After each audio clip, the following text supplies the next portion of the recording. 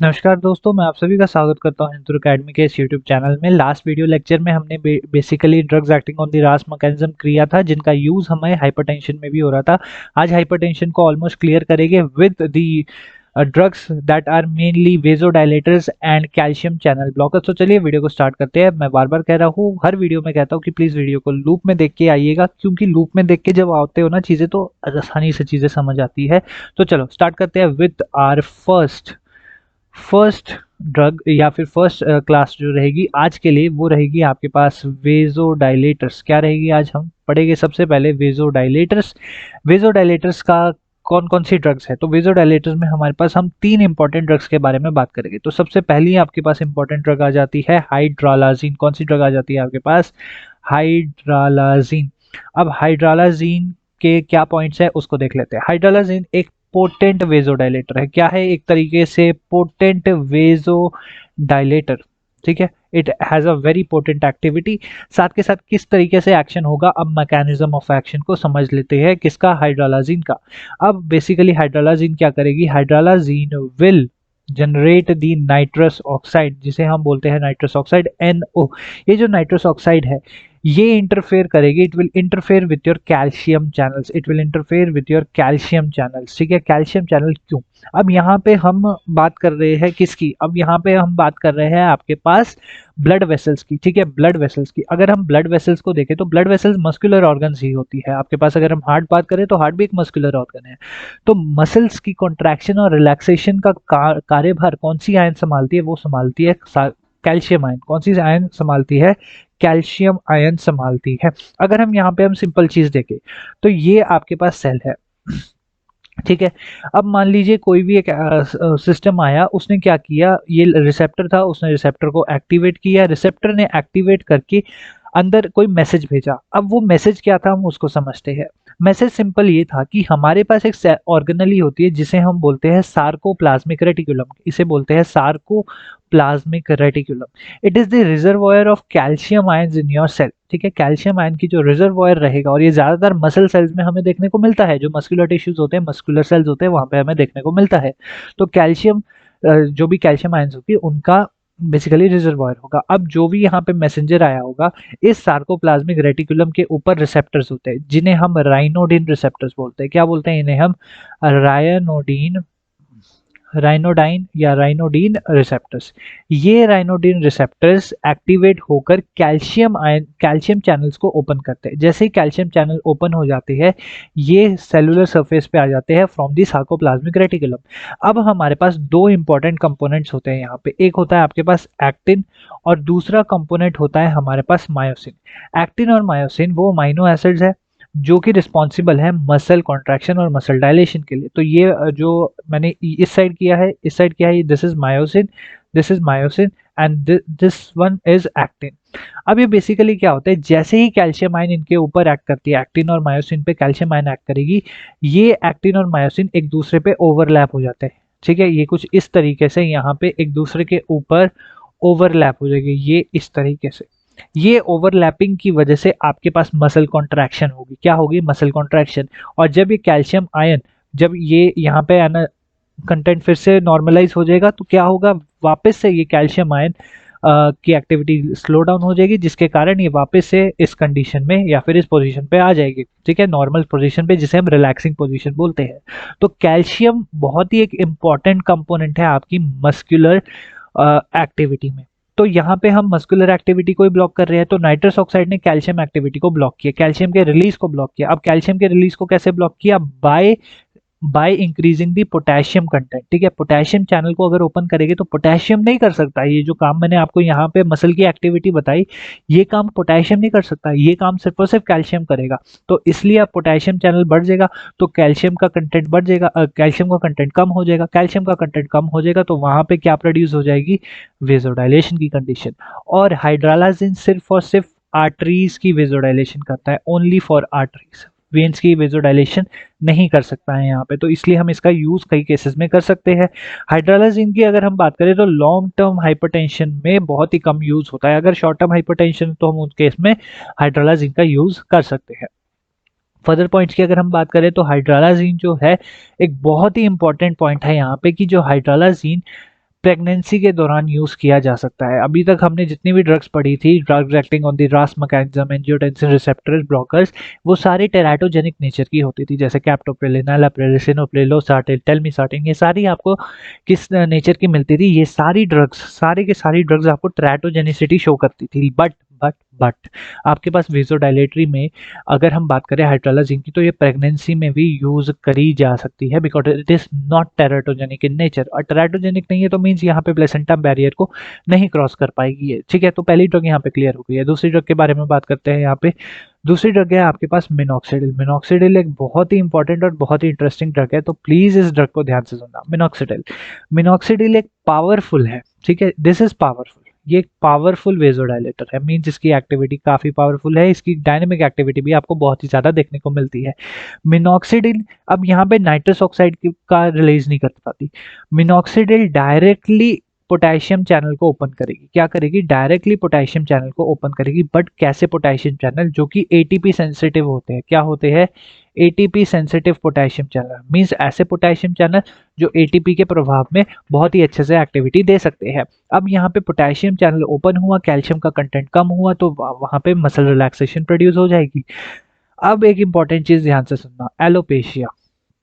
Alopecia एक ऐसी condition है जब मेल्स में, ज्यादातर ये कंडीशन मेल्स में देखने जाती है, जहां पे males baldness means hair loss देखने को मिलता है। तो मेल बाल्डनेस, इसे हम एलोपेशिया बोलते हैं, या फिर बाल्डनेस को भी आप बोल सकते हो। मेल इसलिए बोला क्योंकि ज्यादातर केसेस में मेल्स में होती है। एलोपेशिया की कंडीशन को मिनॉक्सिडिल ट्रीट कर सकती है। किस तरीके से? अब उसको ध्यान से समझना। एलोपेशिया के किस तरीके से ट्रीट करेगी, इसके तीन मैं बेसिकली मेजर इंपॉर्टेंट एक्शंस बताऊंगा। सबसे पहला एक्शन कि ये कर रही है आपकी वेजोडाइलेशन। क्या कर रही है? वेजोडाइलेशन। अब वेजोडाइलेशन करी इसने, वेजोडाइलेशन जैसे ही करी वैसे ही आपके पास क्या हो जाएगा? ब्लड का फ्लो नॉर्मलाइज हो जाएगा, ब्लड फ्लो अच्छा हो जाएगा, या फिर नॉर्मलाइज हो जाएगा। वेजो कंस्ट्रिक्शन हुई थी, वेजो डायलेशन हो जाएगी, ब्लड फ्लो नॉर्मल हो जाएगा। ब्लड फ्लो नॉर्मल हो जाएगा तो न्यूट्रिएंट की सप्लाई वहां पे बढ़ जाएगी। जैसे ही न्यूट्रिएंट और ब्लड की सप्लाई बढ़ गई तो हेयर को जितने न्यूट्रिएंट्स चाहिए थे सब मिलने लग जाएंगे। मिलेंगे कि नहीं? यस और नो, साफ साफ बताओ। मिल जाएंगे? यस और। अब जैसे ही न्यूट्रिएंट्स मिल गए हेयर को, वैसे ही आपके पास क्या होगा? वैसे ही आपके पास हेयर की जो एक्टिविटी है वो बढ़ जाएगी, ठीक है। अब ये जो वेजोडाइलेटरी एक्शन है, ये आपके पास और क्या क्या कर सकता है? अब देखिए, ये स्टिमुलेट करेगा, ये वेजोडाइलेटरी या ब्लड वेसल्स क्या जो कि वेजोडाइलेशन में प्रोड्यूस हो चुकी है, ये स्टिमुलेट करेगी आपकी किसको? हेयर फॉलिकल्स को। किसको स्टिमुलेट करेगी? हेयर फॉलिकल्स को, ठीक है। हेयर फॉलिकल्स को स्टिमुलेट करेगी तो हेयर ग्रोथ में प्रमोशन होगी, और साथ के साथ एंड्रोजन की भी स्टिमुलेशन होती है। किसकी?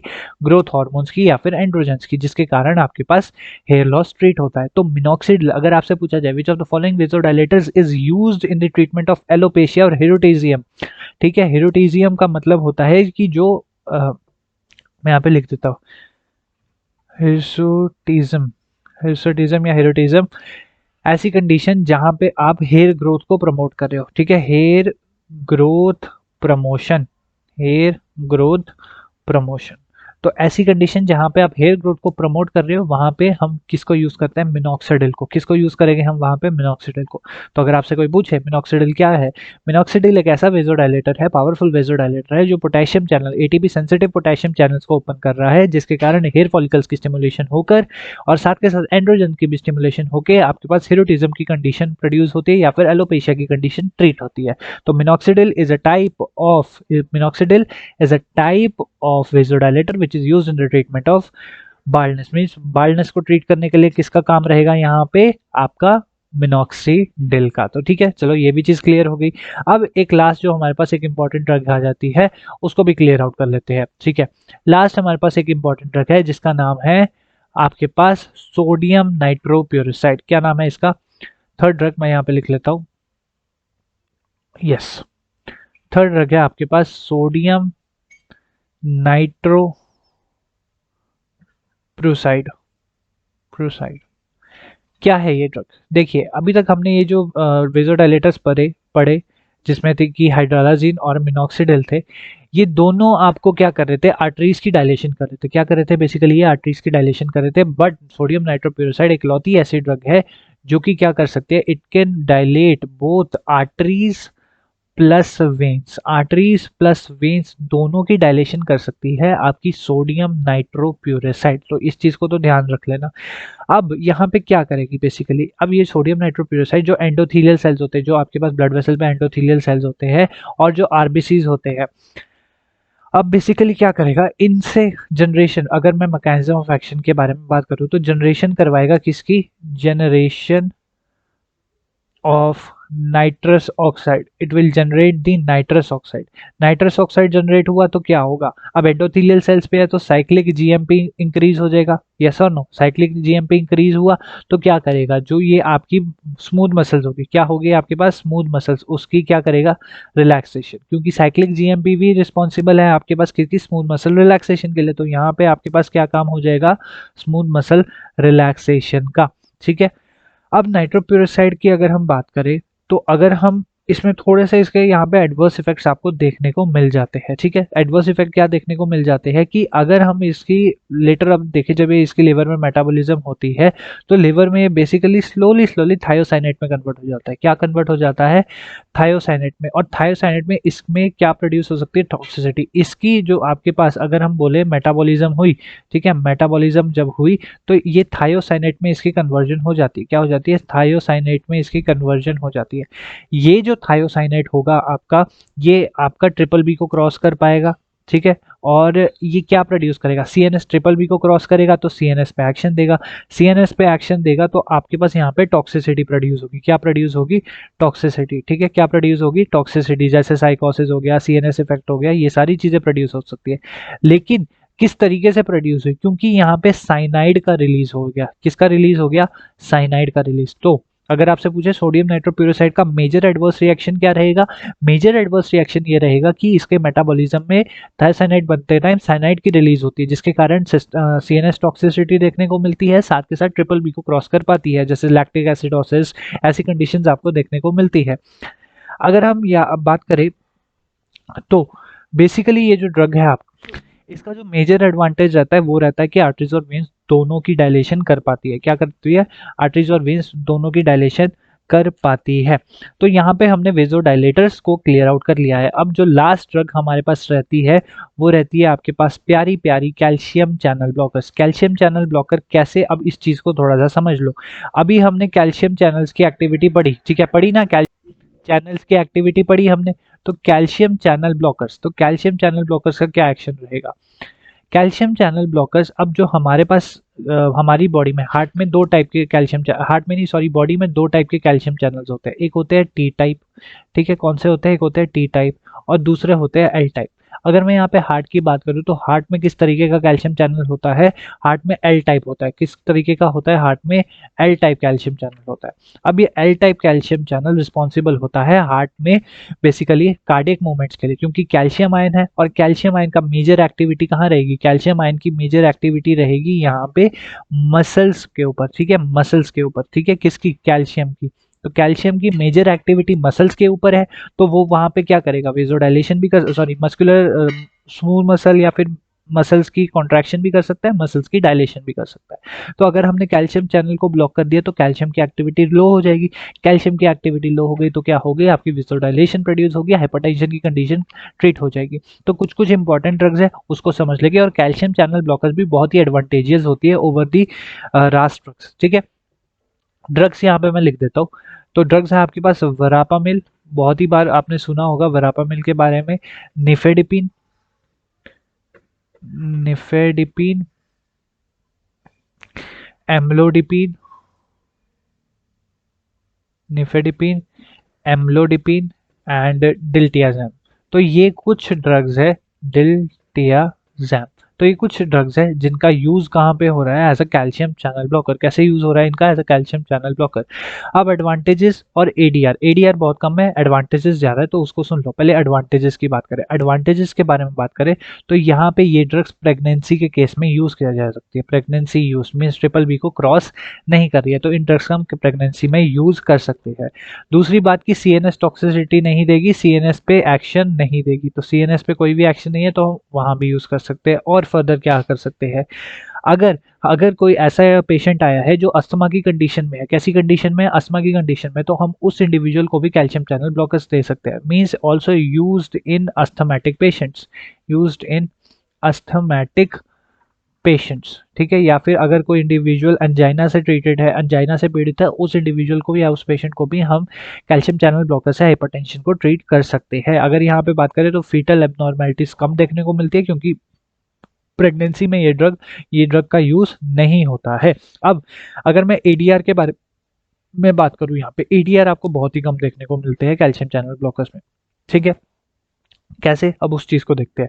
अब एक एडवांटेज ये भी रहता है कि इसका हेमोडायनेमिक सिस्टम के साथ कोई इंटरफेरेंस नहीं रहता, तो डायरेक्ट मस्कुलर सिस्टम पे इंटरफेरेंस रहता है। तो हेमोडायनेमिक्स मतलब कि जो आपकी ब्लड की मूवमेंट है, ब्लड की डायनेमिक मूवमेंट्स है, उनसे रिलेटेड कोई भी आपको एडवर्स इफेक्ट देखने को नहीं मिलता है। अगर मैं एडवर्स इफेक्ट के बारे में बात करूँ तो यहाँ पे आपके पास सिर्फ और सिर्फ एक एडवर्स इफेक्ट जो बहुत ही मतलब कि ज़्यादा देखने को मिलता है कि मसल्स की एक्टिविटी हो रही है, तो आपको यहाँ पे हेडेक की कंडीशन हो गया, ठीक है, या फिर बॉडी एक या फिर फ्लशिंग कंडीशन देखने को मिलती है। साथ के साथ एक इंपॉर्टेंट चीज़ है कि यहाँ पे इंसुलिन की सिक्रीशन भी, किसकी, इंसुलिन की सिक्रीशन या इंसुलिन का रिलीज भी लो हो जाता है। और ये एक इंपॉर्टेंट ड्रग है, और इंपॉर्टेंट ड्रग कौन सी है, निफेडिपिन।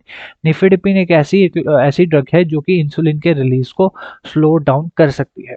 तो यहाँ पे आज फाइनली हाइपरटेंसिव ड्रग्स की हमने क्लैरिफिकेशन कर ली है इनटू दी 4 पार्ट्स, ठीक है। 4 पार्ट्स में हमने इनको क्लैरिफाई कर लिया है। पहले पार्ट में हमने किया था about the pathophysiology end of the pathophysiology of hypertension. Second part में हमने सिंपैथोलाइटिक्स को किया था। थर्ड पार्ट में हमने ड्रग्स एक्टिंग ऑन द रास mechanism and eighty receptor blockers को किया था। एंड लास्ट पार्ट में हमने जो आज ये आपके पास पार्ट था, इस पार्ट में हम बेसिकली हमने किया vasodilators and your calcium channel blockers. एक पार्ट और रहता है इसका, जो कि रहता है आपका डायरेटिक्स का, लेकिन डायरेटिक्स का अलग से लेक्चर लाएंगे, वहां पे आपको फुल इन डिटेल समझ में आएगा। So thank you so much for watching, till then keep learning and keep enjoying.